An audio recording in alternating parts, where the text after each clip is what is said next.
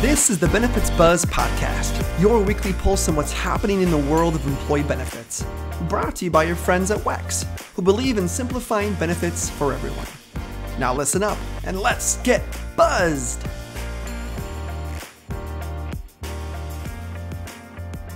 Hi everyone, and welcome back to another episode of Benefits Buzz. I'm your host, Nathan Coverstone, and I'm really excited to talk to you today. Is your in-house benefits administration team struggling to juggle the complexities behind running a successful benefits administration program? Are you spending too much time or too many resources trying to keep up to date with compliance changes or providing the technology your employees need to have a successful benefits experience? If you answered yes to either of those questions, you may be considering outsourcing your benefits administration. Steve Carroll joins us today, Senior Vice President of Client Services at WEX, to talk about some of the perks of outsourcing your benefits administration. Steve, welcome to the show. It's great to have you. Hey, thanks for having me, Nathan. Glad to be here. Well, I know that there are a lot of perks to outsourcing one's benefits administration. I've been looking into it and doing some research, and I'm really not convinced that there's any reason people shouldn't always do it, but I think there must be some misconceptions or misunderstandings. Can you help us understand where maybe some of those areas are? Why are employers hesitant to outsource their benefits administration? Oh, great question, Nathan. We see that a lot out here in the ben admin world. A lot of it, I think, is, some companies might start out with an HR or payroll system, and at that point in time, it meets their needs, and they use it for a long period of time, and they don't really know what else is out there. They're just comfortable with that system, its nuances, its gaps that it has, and they're not aware that there's a lot of cool things out there than just trying to leverage your old HR or payroll system. Sure, that makes sense. We never really know what we don't know. So hopefully we can use this episode to help educate some of our listeners around those benefits. So I've kind of curated a list that I'd love to run through with you about the different things that would be advantageous. Can we kick it off by talking about time and capability? It seems like these benefits administrations can really be quite complex and time consuming for an employer. They can be, in today's world with the battle for talent, retention, and stuff like that. A lot of our folks who insource have small teams. So they're working on a system, maybe it's outdated, doesn't have the latest features and functions that a lot of our clients who outsource do. They're really challenged with just getting the day-to-day work done. So, outsourcing and moving things really not only help them be more productive as a benefits team, be more strategic, but really give it to experts to help them run the day-to-day processes, help them focus on what their strategic objectives are. And if running day-to-day administration, deal with the employee issues and questions, that's part of the day-to-day, but gets away from the strategic things they need to be working on. Yeah, that makes complete sense to me, Steve. And I appreciate you talking about kind of some of that expert industry knowledge. Benefits are a complex topic, and I think it's sometimes very difficult for those in-house benefit teams to really wrap their arms around all of those complexities when you start talking about the regulatory changes, et cetera. So that also brings up kind of a fun question when we're talking about time and capabilities around strategic initiatives. How does technology play a factor in all of this?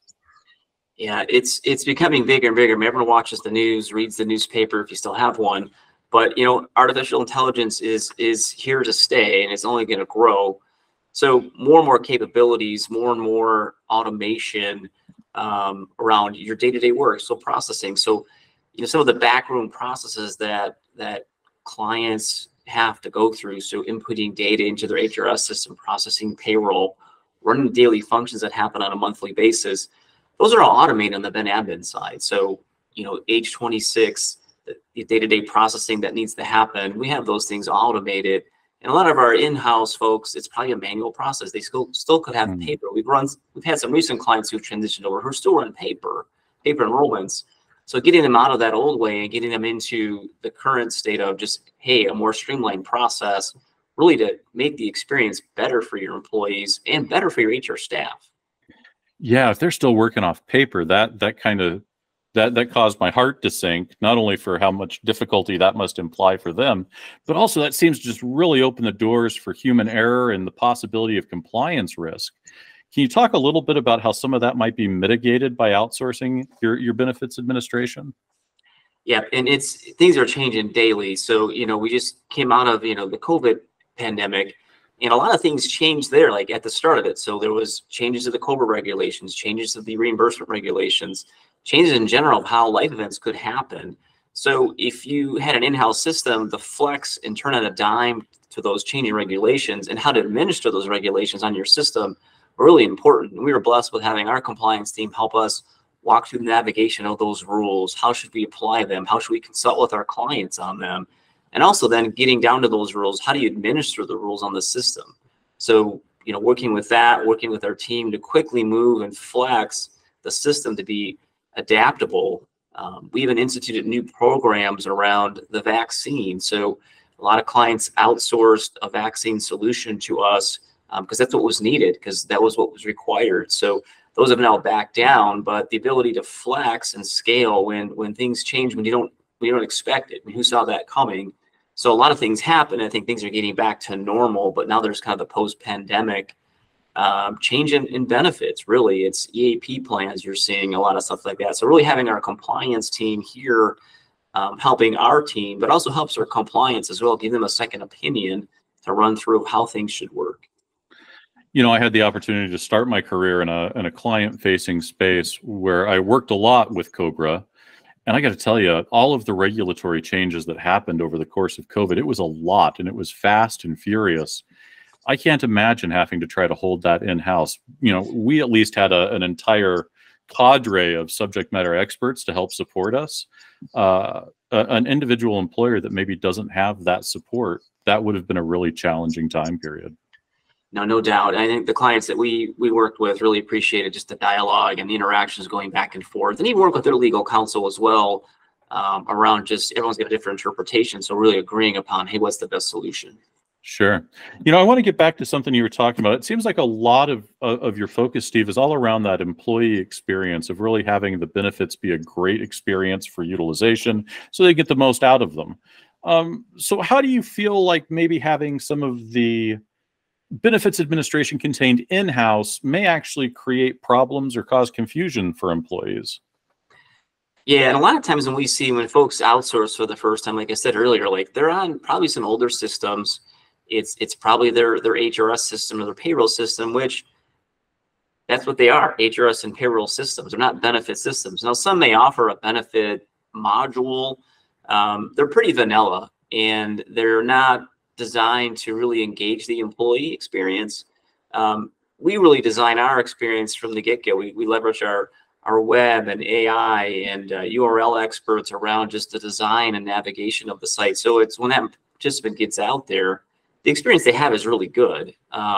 Everyone's busy. Everyone's got their phone in their hand. They're doing something. Like they want to be engaged in that experience. So, having the right color palette and flow of that site to really get that person to focus in on, all right, my enrollment, right? How am I going to execute this? And then on top of that, the tools to help them navigate through it. So decision support, links out to their FSA or HSA, having information on their prior year's coverage, really everything at their fingertips to make a good election and have a good experience so they're making the right choices. And honestly, we see out there that the biggest thing that's out there is, how do I keep engaging my employees? So if I can come back to a good site that is a good experience, I'll come back again, right? Yeah, that makes complete sense. So it sounds like really quite literally, outsourcing can really help these employees better understand and choose their benefits, since it gives them all manner of education and resources right at their fingertips. Yeah, I agree. And it makes them more efficient too. So like if you're worried about a benefit issue, you're not going to be productive at work, right? So they got to call someone or go online because I'm having issues, or I didn't get what I wanted, or the system timed out. It just leads to, less productivity at the workplace, right? So those are focuses that we have and help eliminate for clients who outsource.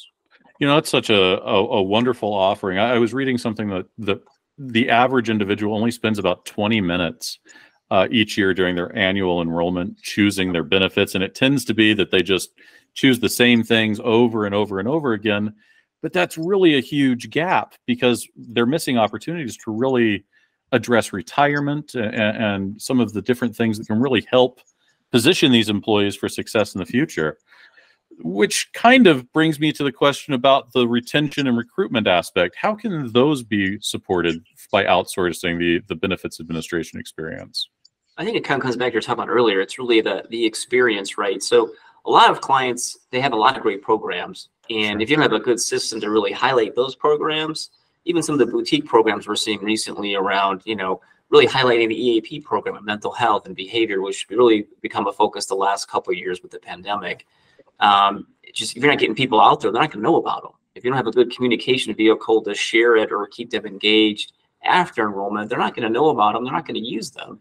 So those programs are all probably really good, but if no one's using them or engaging in them, you're not seeing the benefits of it. So really having a good system where people can go and centralize and focus, which is what our solutions offer, it really helps leverage and tap in and get engagement in those programs to do what you want it to do, is help people outside of work, help when they get to work that they can be productive and effective, right? And employees really want to stay at a place that's got good benefits. They rely on those benefits daily. So having a good system helps make it easier. That makes complete sense to me. Okay, so I want to switch gears a little bit, Steve. We're at that time of the year that is often kind of mentioned in hushed tones. It's open enrollment season. So during the annual enrollment, what are really some very real challenges that employers that are keeping their administration in-house may face? Yeah, it's the challenges they face. It's what everyone faces, really, but it's just harder if you're in-house and all the right tools and processes. Really, it's like we talked about, engaging your employee workforce in the enrollment experience. How are you preparing them with communications? There's paper communications that are still good. Postcards have been helpful in the past, but really everyone's online. Can you text them updates? Can you send them emails? Really, communication is a challenge with old, outdated systems. And then just execution and delivery. Open enrollment it's a short window to get everything done in Olympic amount of time, right? You gotta work quick because clients are out trying to get the best rates, looking at new plans, and then they got to implement all those things really quickly. So it's just a crunch timeline to do everything in a short period of time. And then once it's over, getting those carrier files out on time, getting payroll, make sure it's accurate. There's just a lot of time to do that. And with the challenges of being in-house, you probably have a small team. So someone's out or someone's sick or someone leaves, you're even more short-staffed to do that. So those same challenges, employee engagement, communication, and execution are critical. Wow, so it really does sound like outsourcing is the best option, because it not only gives you that step-by-step enrollment process, it gives you the tools and technology, but it also gives you a partner to actually work through these things, so it's not all on your shoulders as an individual employer. Am I kind of understanding that right?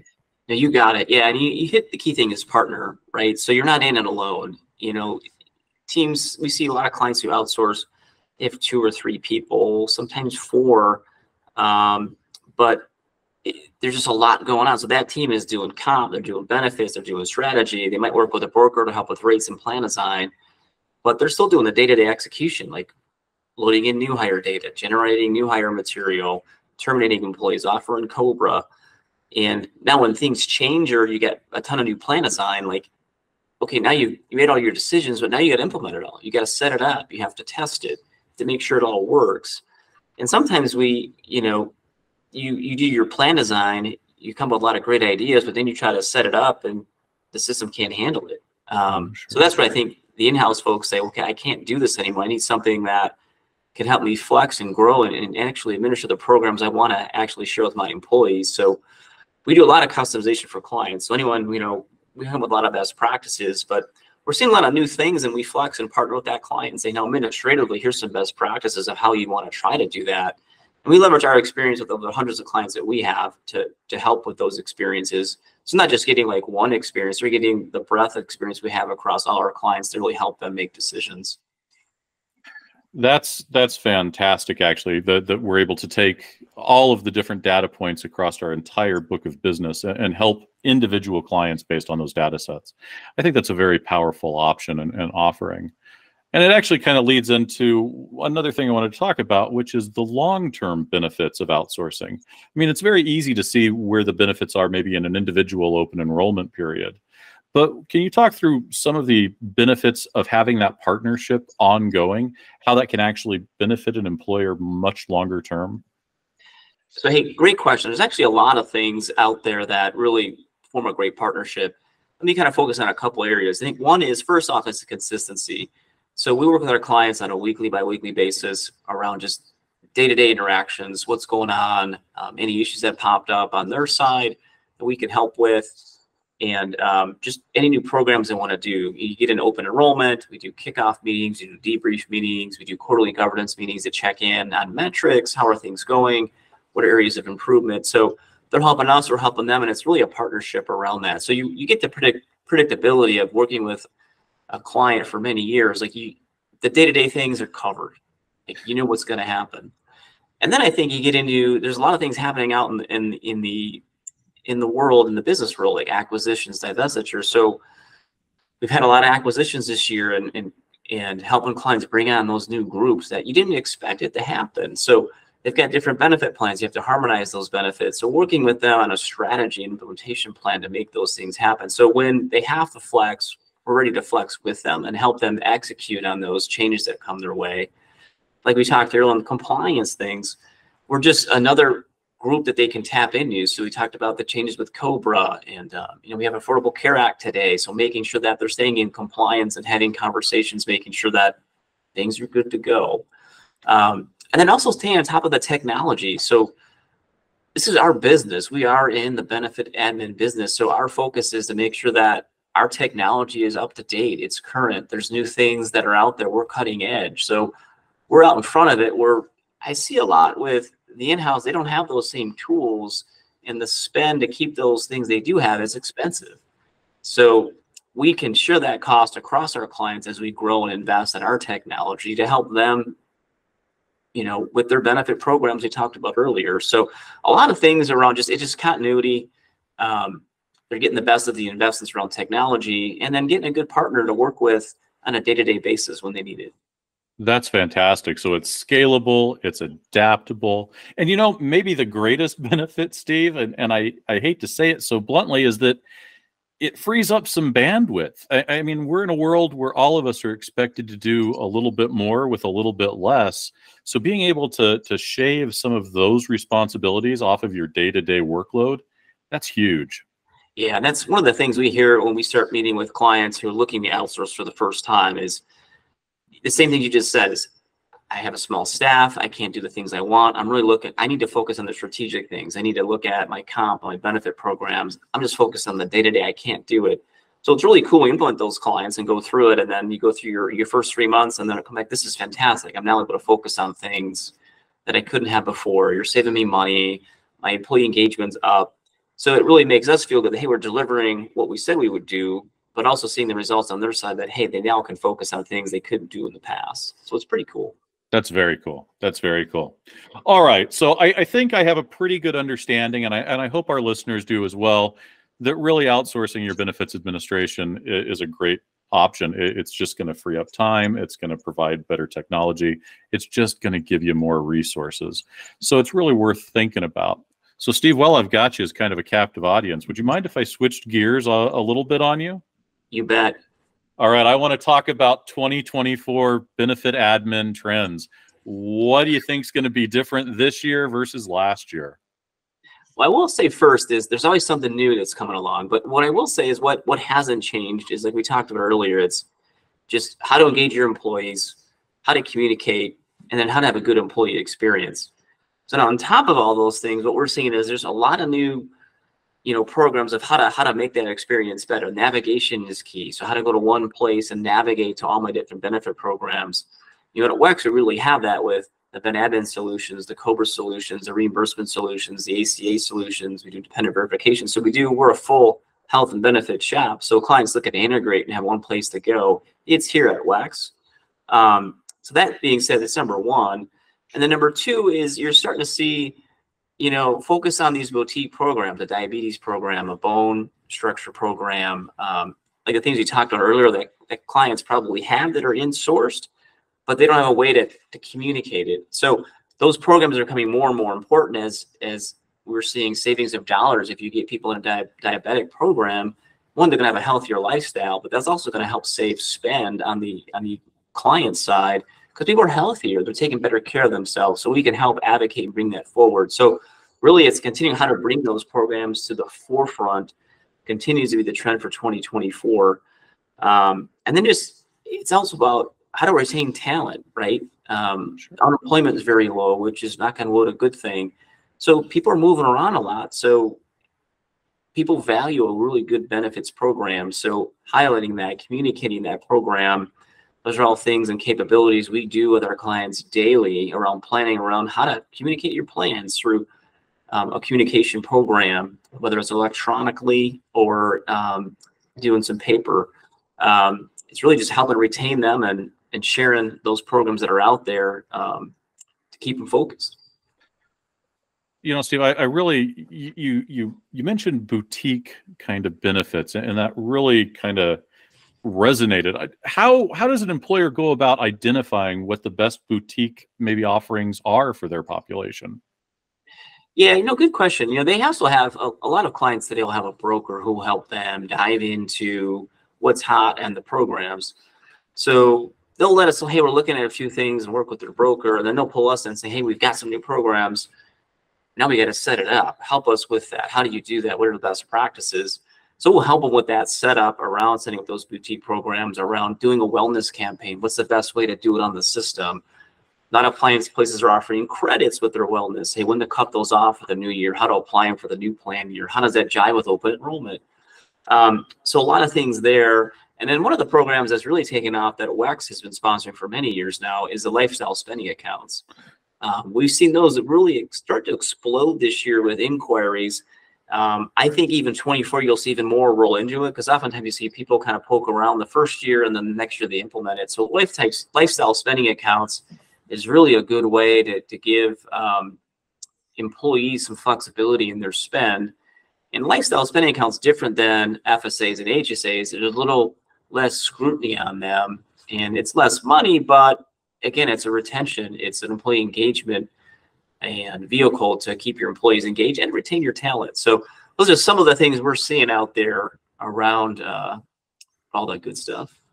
I can certainly vouch for my own personal lifestyle spending account that it's fantastic. I very much appreciate it. And it drove up my own job satisfaction and kind of pride of employment with WEX, and that was being offered to me. So I completely understand what you're saying.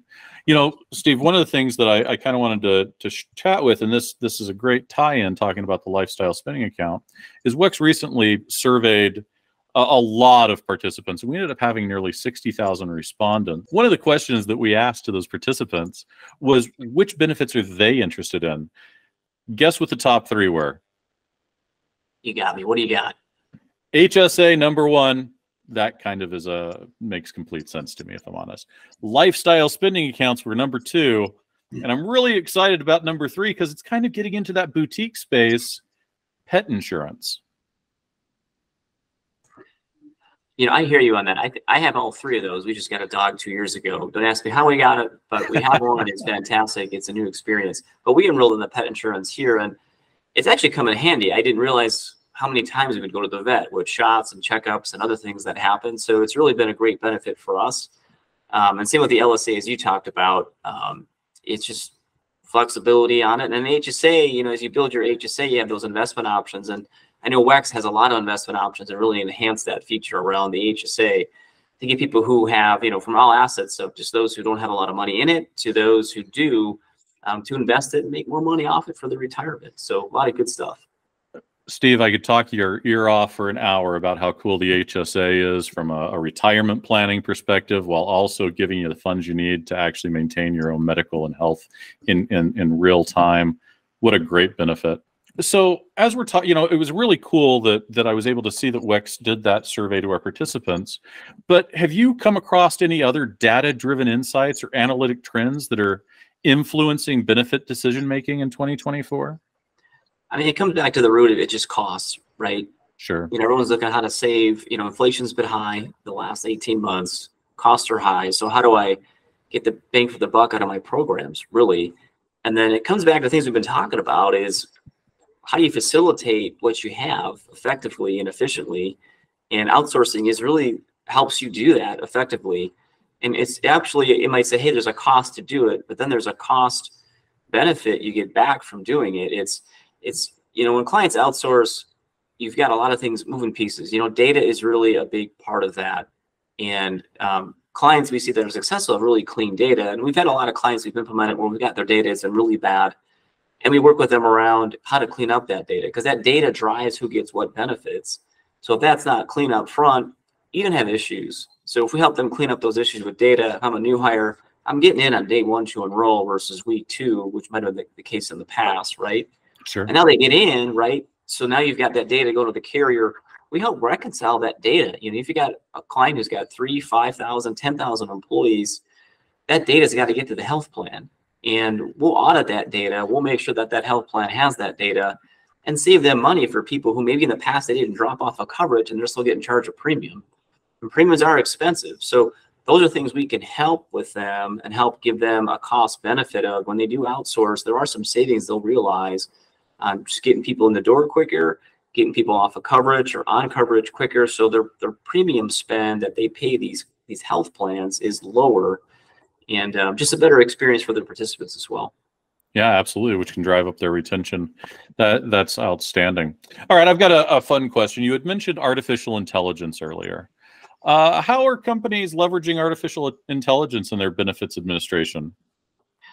Well, we've been doing it for several years now with our decision support.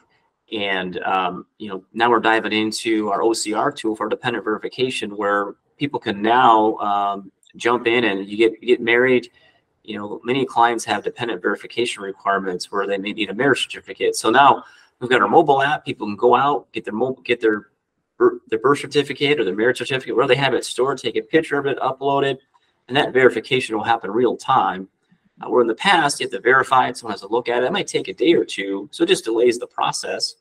We've been using AI now to actually automate that process where it happens real time, and that spouse is at it or the dependent is at it, and they're on coverage and off they go. So yeah, it's continue to explode. We're continuing to look at things that help make our backroom processes smarter, more efficient. That actually helps make the clients, overall experience that they have with us from an HR perspective and an employee perspective, even that much better. That really ties back into what you were talking about with regard to technology earlier in our conversation, that we're in a position that we can actually take advantage and leverage some of these cutting edge technological tools to support employers. And that's really exciting. Yeah, no, it is. It's exciting for sure. And WEX has a whole team devoted to AI and efficiencies and technology. So there's just new things that are coming out with each day. I think there's a note just last week around some new AI enhancements and efficiencies that we're engaging in to kind of take it the next step further. So it's pretty cool, pretty exciting what we've got going on. Absolutely. All right. Well, I have to ask the hard question now, Steve. What challenges should we all prepare for during open enrollment for this year? And what tactics did we learn from last year that we might be able to leverage this year?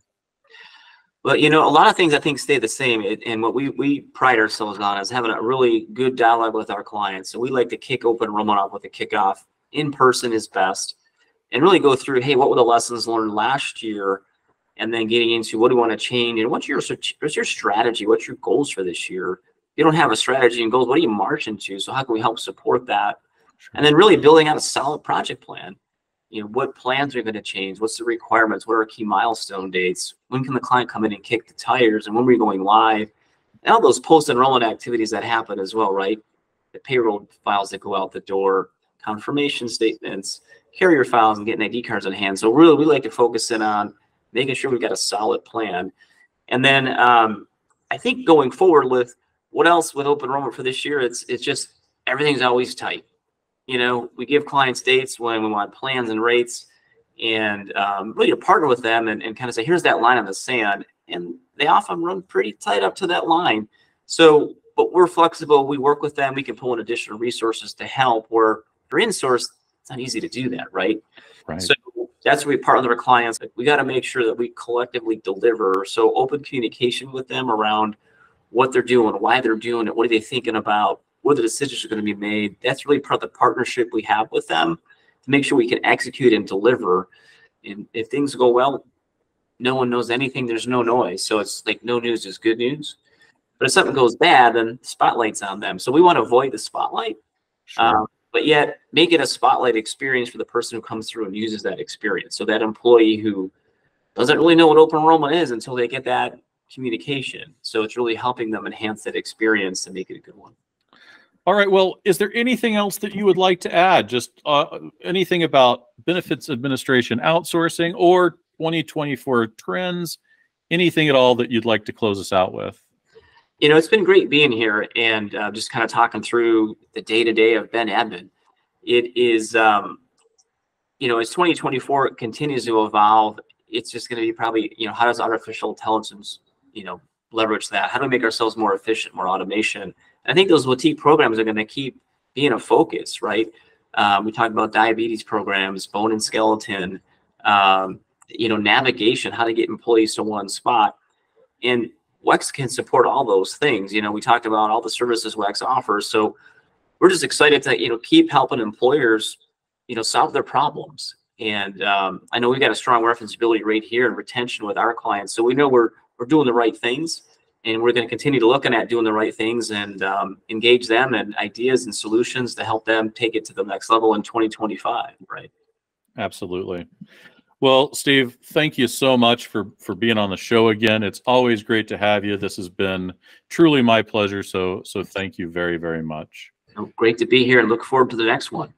Outstanding. And thank you to all of our listeners who tuned into today's episode. If you haven't already, please subscribe to Benefits Buzz and leave us a review. We'd love to know what topics you may be interested in. Have a wonderful day.